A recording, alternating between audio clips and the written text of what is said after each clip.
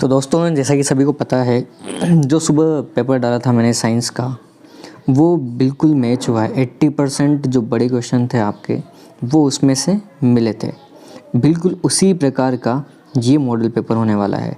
तो इस model paper को आप अच्छे से ध्यान करके याद कर लेना, एक एक क्वेश्चन को बिल्कुल अच्छे से, ताकि तुम्हारा आने वाला जो सामाजिक का एग्ज़ाम है वो बहुत अच्छे से जाए। ठीक है, तो इसके जो जितने भी क्वेश्चन हैं, उन सब क्वेश्चन को आप अच्छे से देखें। अच्छे से देख करके फिर अपनी कॉपी में लर्न करें। मेरे पास इतना टाइम है नहीं कि मैं इनका सॉल्यूशन आपको बताऊं, क्योंकि इनमें थोड़े लेंथी क्वेश्चंस होते हैं ना। तो इन क्वेश्चन पर आप टिक लगा लें अपने कॉपी में, अपने रजिस्टर में, अपने बुक में टिक लगा करके वहाँ से इनको लर्न करिए। ठीक है, तो जैसा कि पहला क्वेश्चन दिया है तुम्हें कि राजस्थान के राजपूत राजाओं ने मराठों की बढ़ती शक्ति को रोकने के लिए हुडा में एक सम्मेलन बुलाया था। तो यहाँ पर ये बताना था तुम्हें हुडा सम्मेलन कब हुआ था। ठीक है, जेम्स मिल द्वारा रचित पुस्तक का नाम ये तुम्हें बताना है। तीसरा क्वेश्चन है बिरजा राज का प्रतीक था, मतलब बिरजा राज का प्रतीक क्या था, ये इसमें तुम्हें बताना था। चौथा क्वेश्चन, भारत में प्रत्येक राज्य की सबसे ऊंची अदालत को क्या कहा जाता है, इनमें से तुम्हें बताना था। जनता द्वारा चुने गए लोकसभा के प्रतिनिधियों को कहा जाता है, तो क्या कहा जाता है वो तुम्हें बताना है। अनवीकरणीय संसाधन के उदाहरण इनमें से तुम्हें बताना है, कौन सा अनवीकरणीय संसाधन है। सातवां है प्राकृतिक संसाधन का उदाहरण, 4 ऑप्शन में से तुम्हें बताना था प्राकृतिक संसाधन कौन सा है। ठीक है, आठवां क्वेश्चन है सामाजिक रूप से हाशियाई समुदाय की विशेषता क्या है, तो इन 4 में से बताना था कि कौन सी विशेषता है। नवा क्वेश्चन वही मिलान वाला क्वेश्चन जो चलता आ रहा है। नवा क्वेश्चन तुम्हें अच्छे से देख लेना है कि इनको सम्मिलित करना था कि विलय नीति किन्होंने दी थी, अंतिम शक्तिशाली मुगल बादशाह कौन था, पहली इंग्लिश फैक्ट्री कहाँ पर है, हैदर अली कौन था। ठीक है, इनके उत्तर फिर 10वें क्वेश्चन के उत्तर यस और नो में देना है। ठीक है, मनुष्य एक विशिष्ट प्रकार का संसाधन है, प्राणियों और पक्षियों के व्यापार प्रतिबंध की सूची CITES संस्था बनाती है, प्राकृतिक गैस पेट्रोलियम के साथ पाई जाती है, चावल का प्रमुख उत्पादक देश जापान है। इनमें से हाँ या ना में उत्तर देना है। जैसे सत्य असत्य लगाते हैं, बिल्कुल उसी प्रकार इन क्वेश्चंस के आंसर देने थे तुम्हें। ठीक है, बाकी आप वीडियो पॉज करके आराम से अपनी कॉपी में इनको लगा लीजिए, ताकि बाद में आपको इनको लर्न करने में आसानी हो। अलोकप्रिय कानून से क्या आशय है, 11वें क्वेश्चन में बताना है। महिलाओं की सुरक्षा के लिए कौन सा कानून भारतीय संविधान में उल्लेखित है, मतलब भारतीय संविधान में महिलाओं की सुरक्षा के लिए कौन सा कानून दिया गया है, उसके बारे में तुम्हें इसमें लिखना है। झांसी की रानी लक्ष्मीबाई की अंग्रेज़ों से ऐसी क्या मांग थी जिसे अंग्रेज़ों ने स्वीकार नहीं किया था। तो जैसा कि झांसी की रानी ने ऐसा क्या अंग्रेज़ों से मांग रखी थी कि उन्होंने अस्वीकार कर दिया था। अस्वीकार का मतलब उन्होंने माना नहीं था, मतलब अंग्रेज़ों के सामने जब झांसी की रानी ने अपनी मांग रखी तो वो क्या थी कि उन्होंने अस्वीकार कर दिया था। उस मांग के बारे में इनको बताना है। ग्रेनाइट उद्योग का सर्वाधिक विकास किस जिले में हुआ है और क्यों हुआ है, ये तुम्हें बताना है। यूरोपीय देशों में भारतीय नील की मांग क्यों बढ़ी, कारण सहित स्पष्ट कीजिए। चलवासी पशुचारण से आप क्या समझते हैं, चलवासी पशुचारण के बारे में आपको बताना है और विस्तार से समझाना है। विस्तार से समझाने का मतलब थोड़ा बहुत उसमें अच्छे से लिखना है। स्वामित्व के आधार पर उद्योगों के वर्गीकरण का स्पष्ट करना है इसमें। ठीक है, 17वें क्वेश्चन में ये बताना है। इन क्वेश्चन को वीडियो पॉज करके अपनी बुक में टिक लगाते रहिए। ठीक है, 8वां क्वेश्चन है क्या आप बता सकते हैं कि प्राथमिक स्कूलों में दाखिला लेने वाले बच्चों में से लगभग 50% बच्चे 13 से 14 साल की उम्र तक पहुंचते स्कूल छोड़ चुके होते हैं। क्या आप बता सकते हैं कि इस स्थिति के क्या कारण है।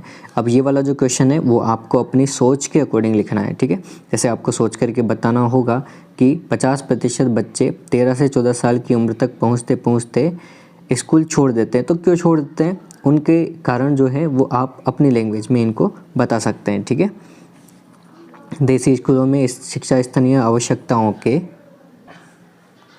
लिए काफ़ी अनुकूल थी, कोई 2 विशेषताएं बताइए। इसके लिए 2 विशेषताएं बतानी है।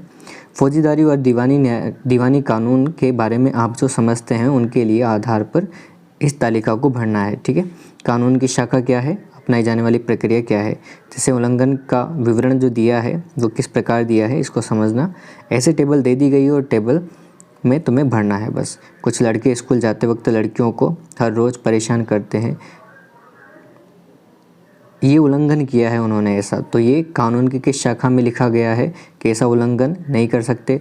अपनाई जाने वाली प्रक्रिया, मतलब जब ऐसा कर देते हैं तो फिर उसकी सज़ा क्या है या फिर प्रावधान क्या है, वो सब के बारे में तुम्हें इसमें लिखना है। इसका दूसरा है कि एक किराएदार को मकान खाली करने के लिए मजबूर किया जा रहा है और वह मकान मालिक के खिलाफ अदालत में मुकदमा दायर कर देता है, इसके बारे में आपको लिखना है। संविधान की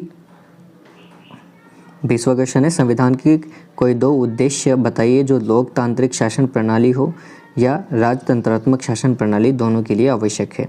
आदिवासियों के विस्थापन का कोई दो कारण स्पष्ट कीजिए। राजस्थान के मानचित्र में ये दर्शाने हैं, तो मैप को आप अच्छे से कर लीजिएगा। जितने भी ज़िले हैं उनको अच्छे से करना है, एक बार देख करके कौन सा ज़िला कहाँ पर आता है उस बारे में, ठीक है। फिर भी ये जो 4-5 ज़िले हैं इनको आप अच्छे से भर के देख लेना। बाकी 22वां क्वेश्चन बहुत इंपॉर्टेंट क्वेश्चन है। 22वां, 1857 की क्रांति के प्रमुख कारण। ये क्वेश्चन बिल्कुल बेसिक क्वेश्चन है, इस क्वेश्चन को आप अच्छे से करके जाइएगा ही सही, है ना। जलियांवाला बाग हत्याकांड, दांडी मार्च, बहुत ज़्यादा इम्पोर्टेंट टॉपिक हैं ये तीनों के तीनों आपको एग्ज़ाम में देखने के लिए मिल सकते हैं कल, ये ध्यान रखना। हो सकता है एक ही मिले, लेकिन तीनों बहुत इंपॉर्टेंट क्वेश्चन है, ठीक है, बहुत इंपॉर्टेंट टॉपिक है। तीनों को आप अच्छे से पढ़ के जाइए। निम्नलिखित पर टिप्पणी लिखनी थी। सतत पोषणीय विकास क्या होता है, जल संरक्षण के उपाय बताने थे, आप आराम से कर सकते हो। अथवा में तुम्हें दिया है, ऑप्शनल दिया है कि विश्व के विभिन्न भागों में जनसंख्या का वितरण असमान पाया जाता है, क्यों, कारण सहित उत्तर दीजिए। मतलब विश्व के विभिन्न भागों में जनसंख्या का वितरण, मतलब अलग अलग स्थान पर अलग अलग जनसंख्या निवास करती है। जैसे किसी देश में कम जनसंख्या निवास करती है, किसी देश में ज़्यादा जनसंख्या निवास करती है, तो ऐसा क्यों होता है वो कारण सहित आपको स्पष्ट करके उनको बताना था, ठीक है। अगला 24वां क्वेश्चन दिया है, अंतर सामुदायिक वर्चस्व तथा अंतः सामुदायिक वर्चस्व, इन दोनों से आप क्या समझते हैं, दोनों को परिभाषित कीजिए। अंतर सामुदायिक वर्चस्व और अंतः सामुदायिक वर्चस्व दोनों के बारे में आपको लिखना है। धर्मनिरपेक्षता की अवधारणा को स्पष्ट कीजिए। भारतीय धर्मनिरपेक्षता की किन बातों का ख्याल रखती है। ये धर्मनिरपेक्षता आपको बिल्कुल अच्छे से करके जाना है। 3 टॉपिक मैंने ऊपर बताए और एक चौथा टॉपिक धर्मनिरपेक्षता, इस चीज़ को आप अच्छे से करके जाओगे, ध्यान रखना। बाकी का जो 25वां क्वेश्चन है ये तो बहुत ज़्यादा इंपॉर्टेंट है, आपको यही देखने को मिल सकता है, ध्यान रखना। राजस्थान में सड़क परिवहन का विस्तृत वर्णन दीजिए। तो राजस्थान के सड़क परिवहन के बारे में आपको बताना था, ठीक है। और लास्ट वाला दिया है कि हम पर्यटन को बढ़ावा क्यों देते हैं, पर्यटन के महत्व को स्पष्ट कीजिए। पर्यटन को बढ़ावा क्यों दे रहे हैं और उसके महत्व को स्पष्ट करना है। साइबर सुरक्षा के बारे में आप क्या समझते हैं, साइबर सुरक्षा के प्रकार और उपायों का उल्लेख कीजिए। तो इस प्रकार ये इम्पोर्टेंट मॉडल पेपर है जो आपके लिए कल के लिए बहुत ज़्यादा हेल्पफुल होने वाला है, ठीक है। तो इसमें से जो भी मैंने क्वेश्चंस बताए हैं आप वीडियो को रिवाइज़ करके देख लीजिए, वीडियो पॉज करके अपनी नोटबुक में लगा लीजिए, उनको लर्न कर लीजिए, ठीक है। बाकी सभी स्टूडेंट्स को बेस्ट ऑफ लक।